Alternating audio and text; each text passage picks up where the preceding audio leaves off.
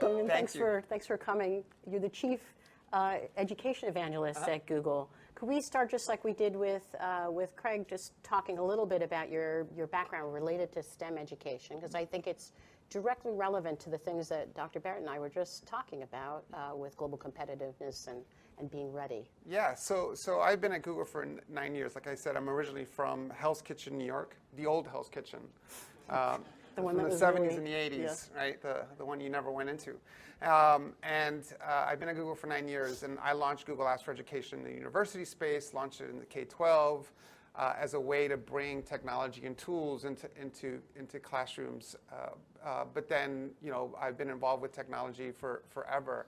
And how I got more involved in education over the last 9 years is this idea where it comes, and we talked about it around bias and diversity.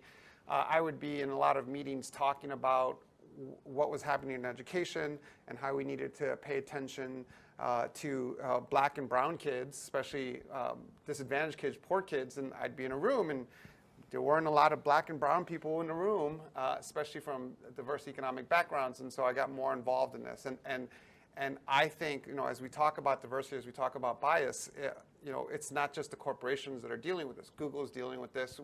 The unconscious bias training that we do at Google, it's the entire pipeline, right from the beginning.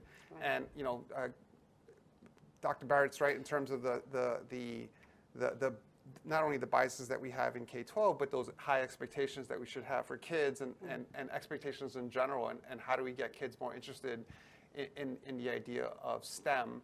And so for us and at Google, it's a concern, right? The American workforce, and how do we get more kids interested? Especially as we think about, at Google we publicly reported this, but we have 3% of Latinos, 3% African Americans.